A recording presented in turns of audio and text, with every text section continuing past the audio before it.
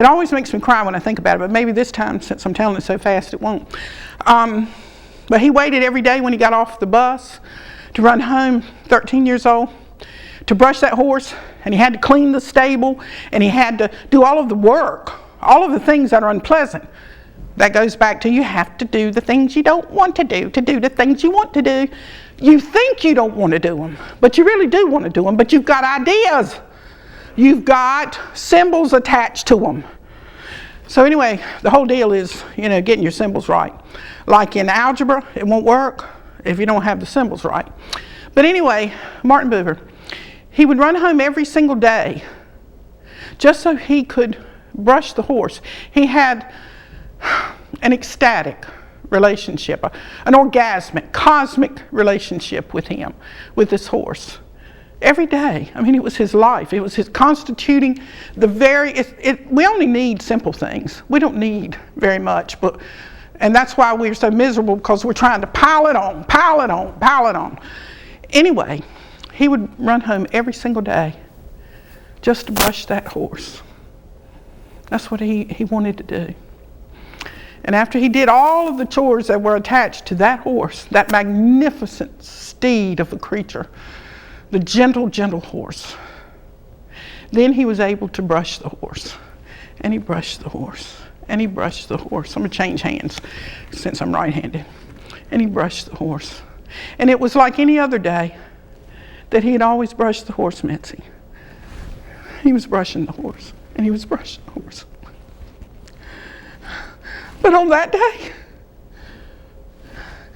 he saw his hand. He saw his hand. He thought he had something to do with it. He thought he had something to do with that relationship. He didn't. We don't.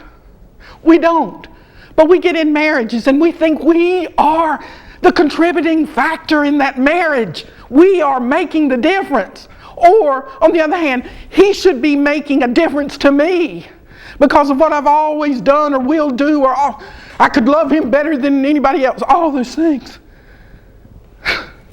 You're seeing your hand. The relationship is divine. It goes on with or without you.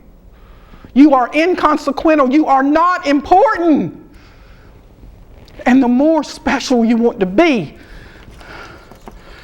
the more miserable you become. The relationship. The pentacles, that's what I'm talking about.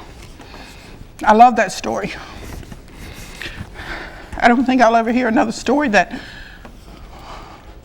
has the impact on me. Anyway, the Three of Pentacles can be viewed as the three talents. We have the child, as I said, that's the innocence. Then we have the mother, which is the wisdom. And then we have the relationship, which is unfolding, which is unfinished.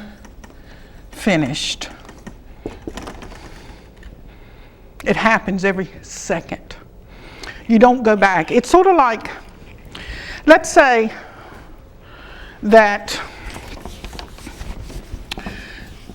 you went to Disney World. You went to Disney World one time in your life. Sometime. Disney World. Okay? And you had a great time. Doesn't, whatever happened occurred. You really attributed it that you had to whoever you were with and whatever you did, and it was a great time. Great time. Marvelous time. Great time. So you say, I had such a good time. I think I'll go back to Disney World and I'll have a great time again. You'll go back to Disney World. You may or may not have a great time. It will not be that time. It will never touch that time. And the reason? Because you've had time to build it up. Woo! I mean, it wouldn't fit in this room, it's so great. So anything that you go and experience is going to be less than that. Why? Because you are comparing it, first of all. And you're competing for the moments that you're there to make sure that you have a great time instead of just being there. And if you walked out into the streets of Disney World and it poured down rain, they shut down all the rides. Got that rain again. The rain, and you're saying, oh no, it has ruined my day. I can't have a great time. Kick back, throw off your shoes, open your mouth, and be blessed and have an orgasmic experience from the divine relationship that is occurring in the moment.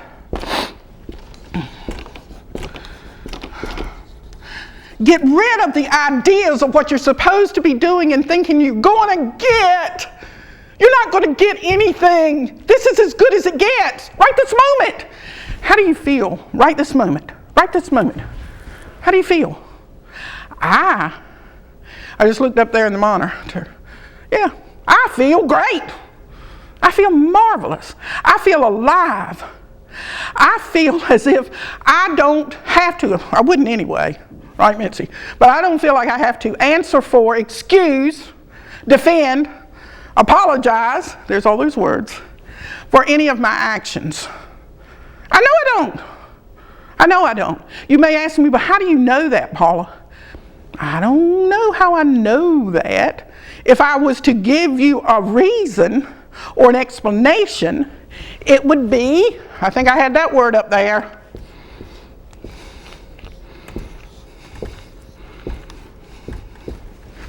it would be false. Simple as that. And when I think I started around the bend a little while ago, Mitzi, we do things, I mean, all the rest of the reasons we can come up with. If at any moment you think you know what you're doing, cease immediately. Because whatever it is that you think you're doing, and for the reason you're doing it, it is far removed from that, sister, brother. It ain't even in the same cornfield. We do things, I don't know what happened to my, oh, there's my moon. We do things.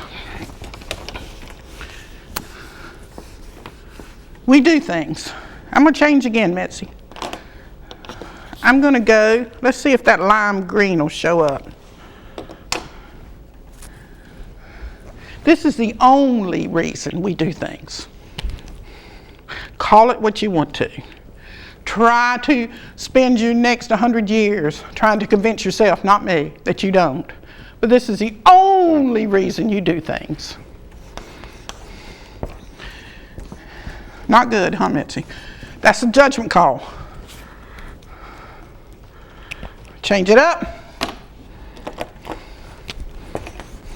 The only reason, guess it was so light, because it's disclosing such a truth that it had to, now take this for a moment.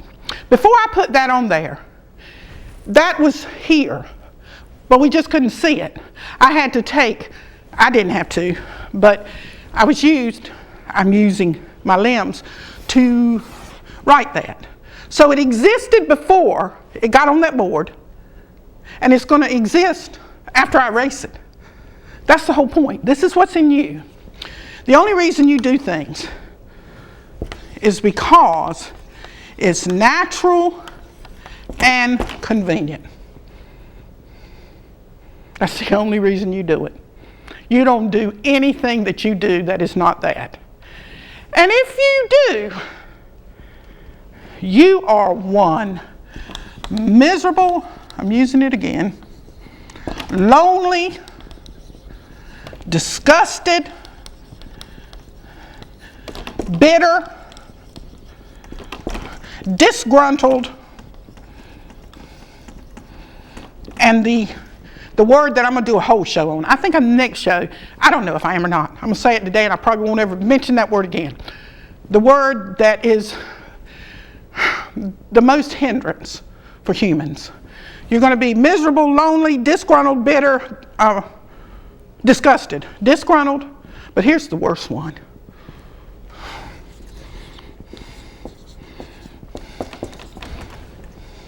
Gossip. Gossip. News toters. You know why you're going to be doing that? Because you're going to say, do you know that Sally asked me to carry her to the store, and I really didn't have time to do that, but I took it out of the goodness of my heart, and because I'm the person that I am, and because she needed it, and I went and took her anyway. And did you know she didn't even offer to pay me? Not only, I know she doesn't have much money now because she's having financial difficulties. She didn't say, thank you. I think we started with that, didn't we, Mitzi? Whether we say it or whether we want it. I can tell you thank you all day long if it comes out of me just like it comes out if I was hungry and I said I want a hamburger. But if I'm thinking about that I should tell you thank you, don't. Because I need the experience, you need the experience, and the divine relationship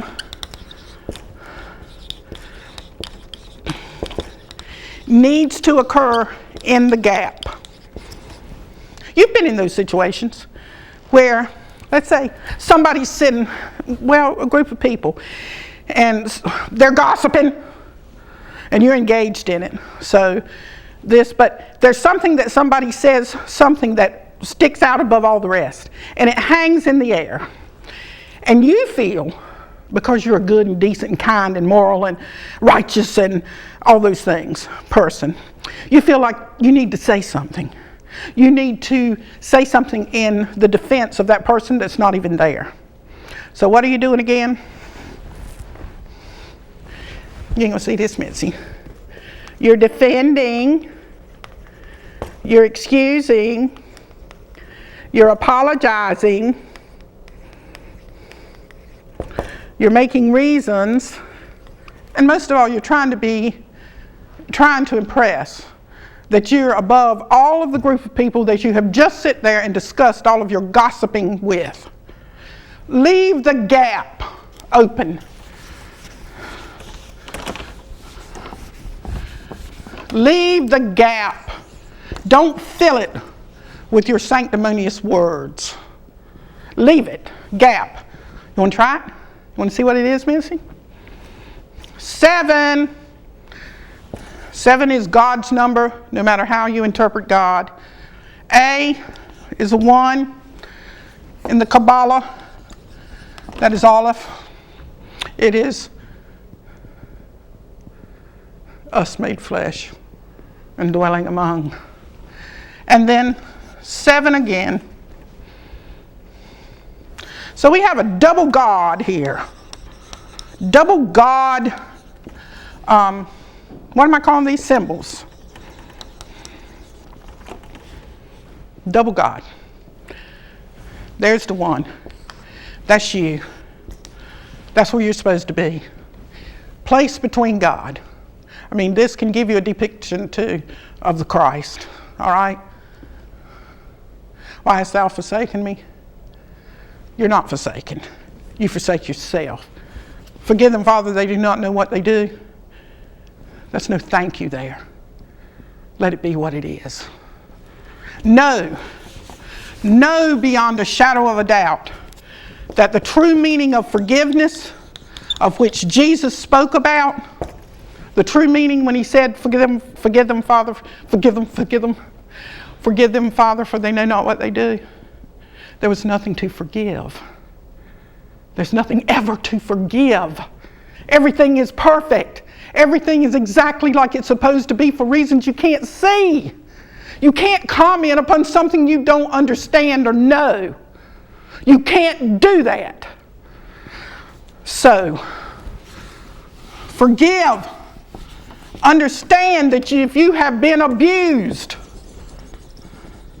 you were abused in perfection. Understand that if you have been betrayed, or you think you've been betrayed. You know, we go through these episodes and they're real. They're real. Why are they real? Because we're sucking the life out of them. They're real. That's the only way. The only way we're going to unfold. If you think you've been betrayed, you have been betrayed gloriously.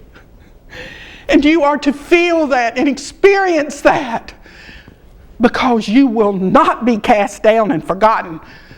If you're still breathing, if you're still remembered, and if you can still comment upon something, you ain't forgot nothing.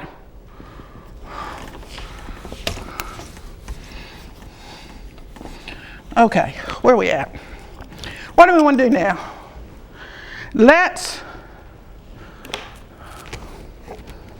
Gosh, let me see. No, I don't want to do that. Let's see what we're going to do here. Oh, these are cards. Motive Cosmic Therapy cards. And this is, I never bring that up. Mitzi tells me to bring this up. This is one of the books I've written. Motive Cosmic Therapy, Esoteric Psychoanalytic Map of Astrological Houses. That's right. I couldn't say it in just 3 words. But I might read some out of this today, Mitzi. And these are Motive Cosmic Therapy cards. Okay? They're all symbols. Just like these. Just symbols. You take a picture, it's a symbol. It's not you, it's an image of you. Let's see what we got, Mitzi. Let me see. I think that we had this on another show not too long ago. I think. Anyway, I really do. It might have been the one with Bridget. Tears come from the soul. Tears were designed as a soul's way of watering the barren land. Watering the barren land. How, Mitzi?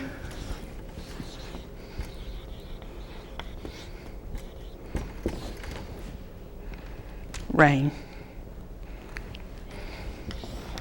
The barren land. Water me, Father. Water me, for I am drusty. I am dry and crusty